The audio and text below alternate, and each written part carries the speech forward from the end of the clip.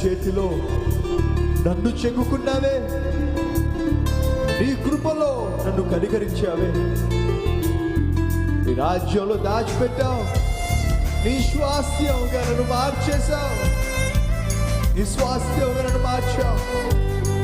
ఎంత ప్రేమయ్యా నీది, నీ ప్రేమే ఒక వింతయ్యా.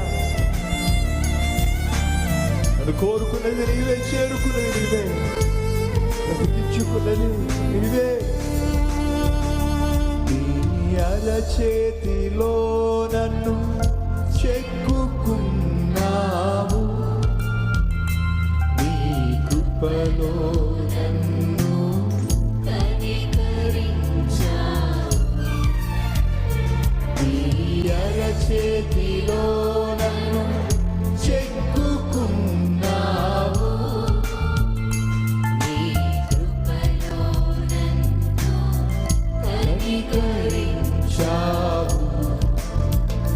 నీ రాజ్యములో నన్ను దాచి ఉంచావు, నీ స్వాస్థ్యముగా నన్ను మార్చివేశావు. నీ రాజ్యములో నన్ను దాచి ఉంచావు, నీ స్వాస్థ్యముగా నన్ను మార్చివేశావు. ఎంత ప్రేమ, ఎంత ప్రేమ యేసయ్యా, ఇంత ప్రేమ నీదయ్యా. ఎంత ప్రేమ యేసయ్యా, ఇంత ప్రేమ నీదయ్యా. నీవే నన్ను కోరుకున్నావు, నీవే నన్ను చేరుకున్నావు, నీవే నన్ను విడిపించావు, నీవే నన్ను విడువకున్నావు.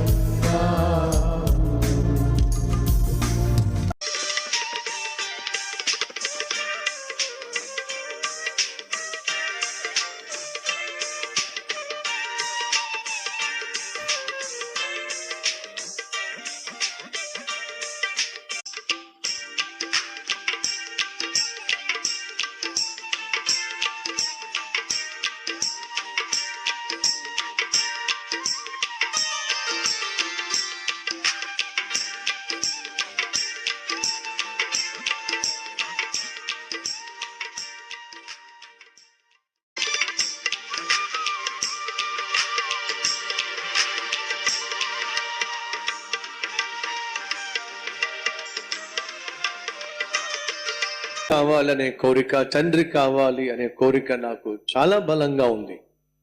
ఎన్నెన్ని హాస్పిటల్కి వెళ్ళానో, ఎంతమంది డాక్టర్లకు చూపించానో, ఎన్ని మెడిసిన్స్ వాడానో, కానీ నా కోరిక ఇంకా నెరవేరలేదు, నా ఆశ ఇంకా తీరలేదు. లోకమేమో నన్ను చూసి గొడ్రాలు అనే ముద్ర వేసి మానసికంగానూ మాటలతోనూ కృంగదీస్తున్నారు, హేళన చేస్తున్నారు. మా ఇంటి వాళ్లే, ఇంట్లో ఉన్న వాళ్లే, బంధువులే కించపరుస్తున్నారు, తక్కువ చేసి మాట్లాడుతున్నారు. తట్టుకోలేకపోతున్నాను, గొడ్రాలు అనే ముద్ర భరించలేకపోతున్నాను అన్నవారు ఒకవేళ ఈరోజు మన మధ్య ఉంటే ఒకసారి చూపిస్తారా? ఎస్ ఎస్ ఎస్, మీకు శుభవార్త, దేవుడు మీ కన్నిటిని కొట్టివేయబోతున్నాడు. మీకు నమ్మకం ఉంటే దేవుడు మీకు ఇవ్వబోతున్న బిడ్డ పేరు రాసి పెట్టుకోండి. దేవుని పట్ల మీకున్న విశ్వాసాన్ని బట్టి, దేవుని వాక్యం పట్ల మీకున్న నమ్మకాన్ని బట్టి దేవుడు మీతో మాట్లాడుతున్నాడు కాబట్టి నమ్మినట్లయితే దేవుని మహిమను ఈ సంవత్సరంలోనే మీరు చూడబోతున్నారు. ఆ రోజు ఇంట్లో భోంచేయకుండా ఏడుస్తున్న హన్నను చూసి భర్త వచ్చి అంటున్నాడు, ఏమిటి హన్న, ఎందుకు భోంచేయట్లేదు నువ్వు? ఎందుకు అంతగా ఏడుస్తున్నావు అని అంటే, హన్న నేను ఎందుకు ఏడుస్తున్నా మీకు తెలియదా? ఎందుకు భోజనం కూడా నాకు చేయబుద్ధి కావట్లేదు మీకు తెలియదా? పిల్లలు లేరు కదండి మనకి.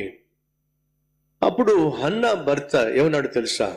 1 సమూయేలు 1వ అధ్యాయం 6వ వచనం, యెహోవా ఆమెకు సంతు లేకుండా చేసి ఉన్న హేతువును బట్టి ఆమె వైరియగు పెనిన్న ఆమెను విసిగించుటకై ఆమెకు కోపము పుట్టించుచు వచ్చెను. 7వ వచనం కూడా చదువుదాం.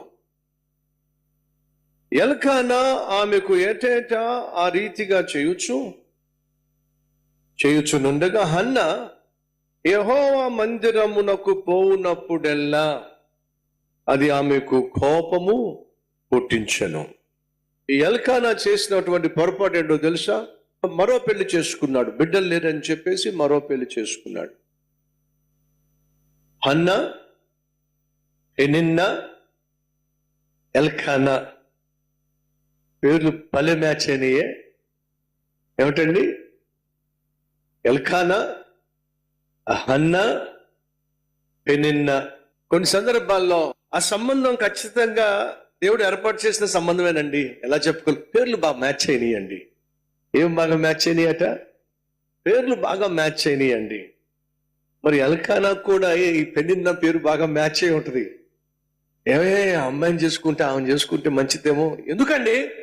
పేరు బాగా మ్యాచ్ అయింది. నా పేరు ఎల్కానా, దాని పేరేమో పెనిన్నా. మ్యాచ్ కావాల్సింది క్యాస్ట్ కాదు, మ్యాచ్ కావాల్సింది కలర్ కాదు, మ్యాచ్ కావాల్సింది పేరు కాదు, మ్యాచ్ కావాల్సింది దేవుని యొక్క చిత్తం మ్యాచ్ అవ్వాలి, దేవుని యొక్క ఇష్టం మ్యాచ్ అవ్వాలి, దేవుని యొక్క ఉద్దేశం మ్యాచ్ కావాలి. దేవుని చిత్తానికి వ్యతిరేకంగా ఎల్కానా మరొక స్త్రీని పెళ్లి చేసుకున్నాడు. అలా దేవుని చిత్తానికి వ్యతిరేకంగా మరొక స్త్రీని ఎల్కానా పెళ్లి చేసుకుంటే ఆ ఇంట్లో నరకం. హన్న నరకాన్ని చూడాల్సి వచ్చింది. భర్తలో ఒక పురుషునికి ఒక భార్య, ఒక స్త్రీకి ఒక భర్త. అంటే అది తప్పించి మరి ఏ ఆలోచన నువ్వు చేసినా అది వాక్యానికి విరుద్ధం. మర్చిపోకండి.